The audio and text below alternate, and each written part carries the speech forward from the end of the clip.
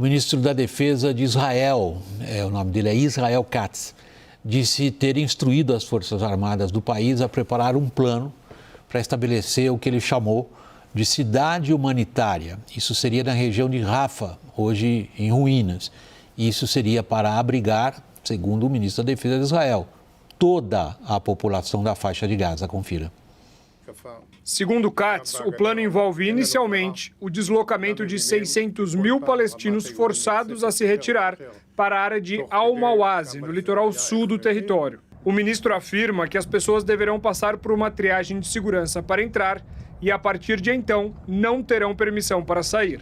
Seria a primeira etapa de uma estratégia de enviar palestinos a outros países árabes, divulgada na última segunda-feira pelo premier Benjamin Netanyahu em viagem oficial a Washington. We're working with the United States very closely about finding countries that will seek to realize what they always say, that they want to give the Palestinians a better future, and those who, and I think we're getting close to finding. Os moradores do enclave, entretanto, repudiam a proposta e avaliam que a iniciativa seria uma nova Nakba, que é como os árabes chamam a expulsão dos palestinos durante a década de 1940 da região que hoje é o Estado de Israel. احنا هنا قاعدين على ارضنا عشنا طفولتنا انولدنا طفولتنا حياتنا كلها شهدائنا راحوا بيوتنا اللي اتدمرت احنا باقيين على هذه الارض غصبا عنهم جميعا غصبا عن ترامب وغصبا عن نتنياهو وغصبا عن اي واحد قاعدين في هذه الارض. على مدار 20 شهر من هذه الحرب من نزوح واباده وتجويع وقتل وكل اصناف الموت رايناه. نرفض هذا المخطط، نرفض انه نطلع من ارضنا. Hoje, ainda na capital americana, Netanyahu confirmou que há negociadores tentando fechar os detalhes de um cessar-fogo com o Hamas, mas descartou o fim da ocupação ao enclave. We have still to finish the job in Gaza, release all our hostages, eliminate and destroy Hamas's military and governance capabilities. Dani, se possível for, eu vou tentar separar isso que a gente acabou de ouvir do chefe de governo de Israel em relação ao Hamas e fazer uso que nós fizemos editorialmente com o máximo de responsabilidade de declarações oficiais do ministro da Defesa e do próprio chefe de governo, para que eu possa usar as palavras que eu sempre tratei de usar na minha vida de repórter. Tratar as coisas pelo nome que elas têm. Esse plano, de acordo com declarações oficiais, não é interpretação nossa, equivale a fazer um gueto dentro do gueto e buscar algum tipo de deportação da população do gueto. Isso cola? Exatamente isso. É algo impressionante, né? Pensar que em pleno século XXI nós observamos dentro de Israel uma prática de limpeza étnica, não é? E de deslocamento forçado, o que vai caracterizar duas coisas, né?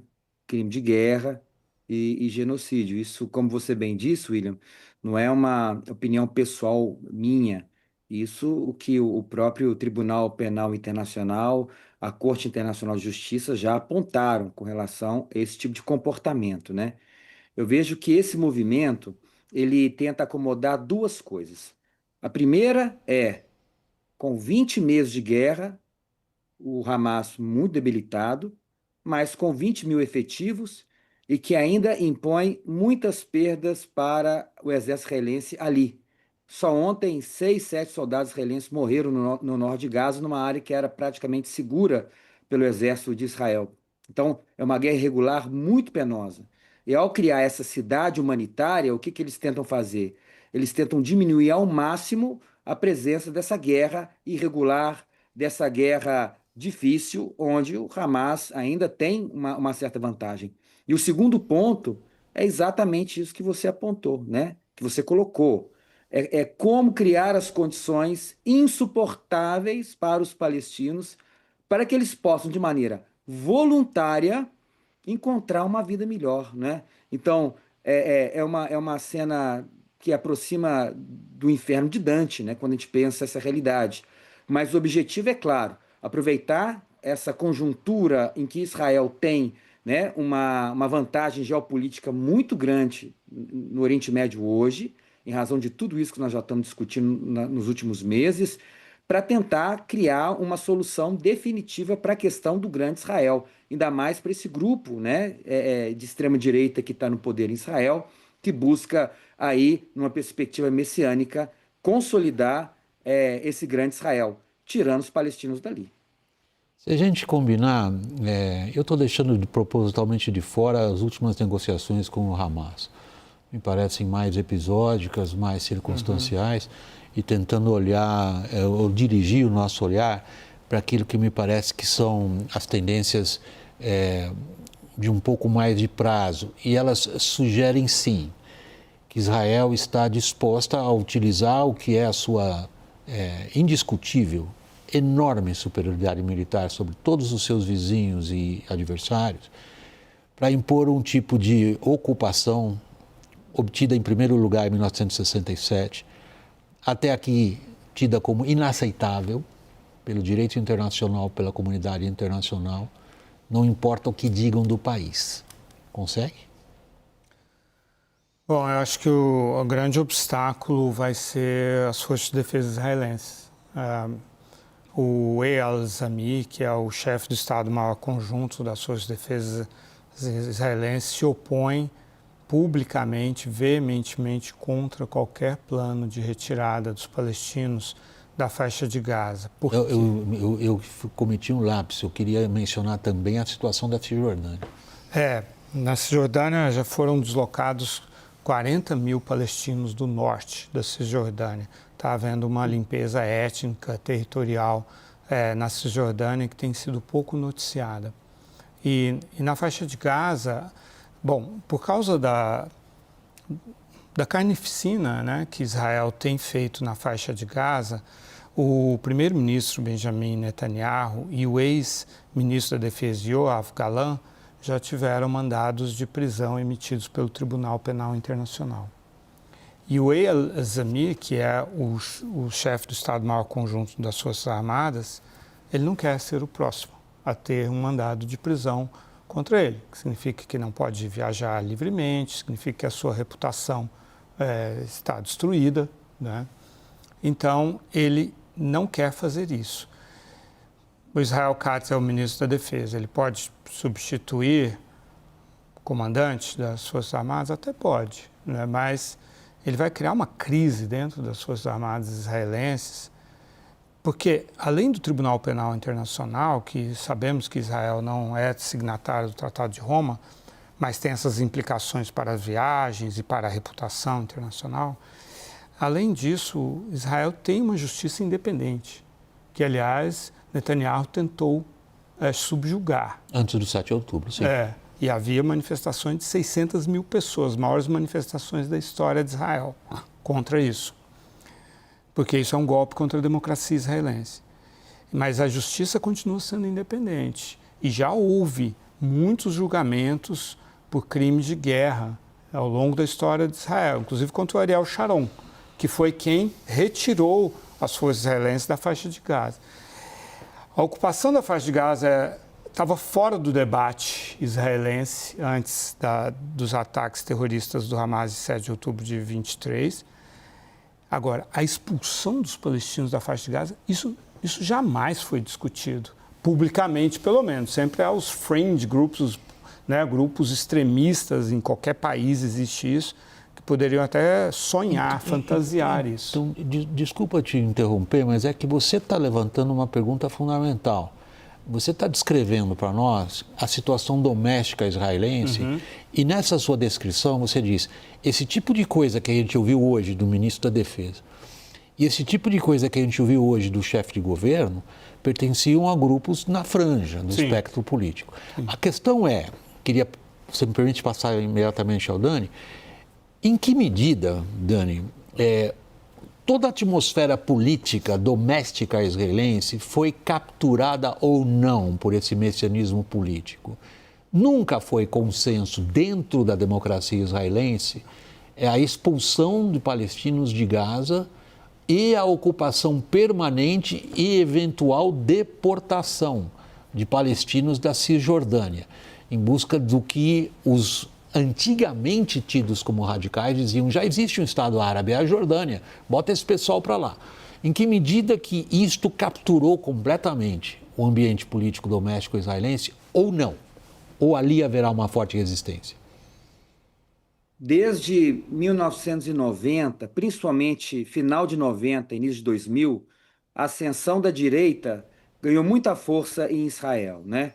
O trabalhismo de esquerda foi paulatinamente perdendo espaço e, vamos colocar aí por volta de 2010, 2015, as disputas políticas em Israel não são mais entre a esquerda e a direita, é entre o centro e a extrema-direita.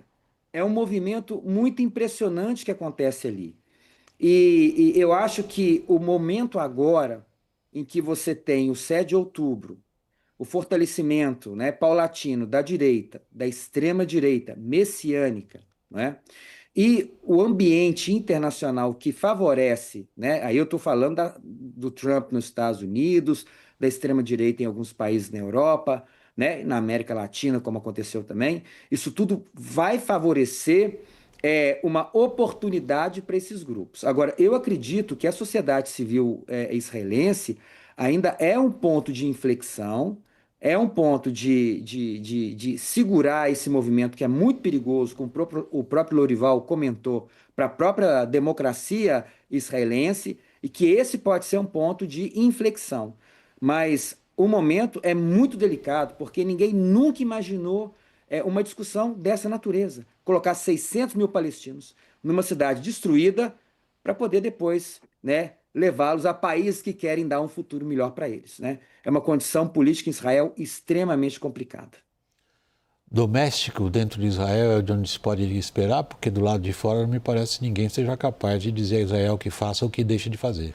Embora tenha sido o Trump que tenha normalizado essa ideia, né? O Trump é responsável politicamente por isso, porque foi ele que trouxe essa ideia de tirar os palestinos da faixa de Gaza, fazer lá uma Riviera, e aí foi que esses extremistas que estão no governo de Netanyahu que começaram a falar disso como se fosse uma coisa normal. Eles se sentiram empoderados. Agora o Trump não fala mais disso. Ontem no jantar o Trump foi perguntado sobre isso, entregou para o Netanyahu falar disso, e aí o Netanyahu falou assim com essa nonchalance de um futuro melhor para os palestinos. Isso é genocídio. Isso sim é genocídio tecnicamente, porque é você retirar um povo do território dele, que ele ocupa historicamente, por sua etnia, por sua identidade cultural. E se você ler a definição de genocídio, é exatamente isso que estão fazendo. Agora, hoje o Netanyahu ele consegue se manter no poder com essa formação, com essa coalizão.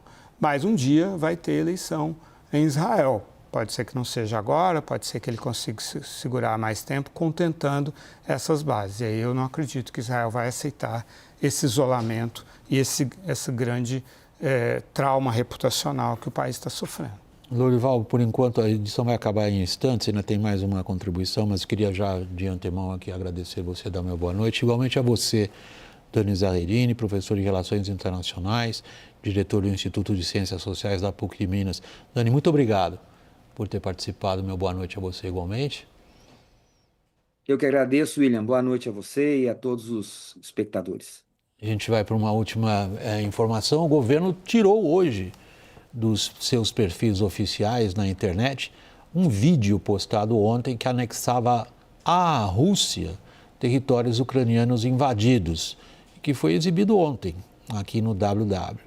Em nota, respondendo a nosso questionamento da CNN, a Secretaria de Comunicação do governo informou que o conteúdo desse vídeo é de autoria de um influencer contratado por uma agência de publicidade licitada pelo governo federal para produzir conteúdos de divulgação para o referido governo federal. Esse material contratado pelo governo e exibido pelo governo despreza o que o próprio governo federal diz ser sua oposição oficial frente à guerra na Ucrânia. e tem como origem a atividade de um influencer notoriamente conhecido por sua simpatia com a Rússia.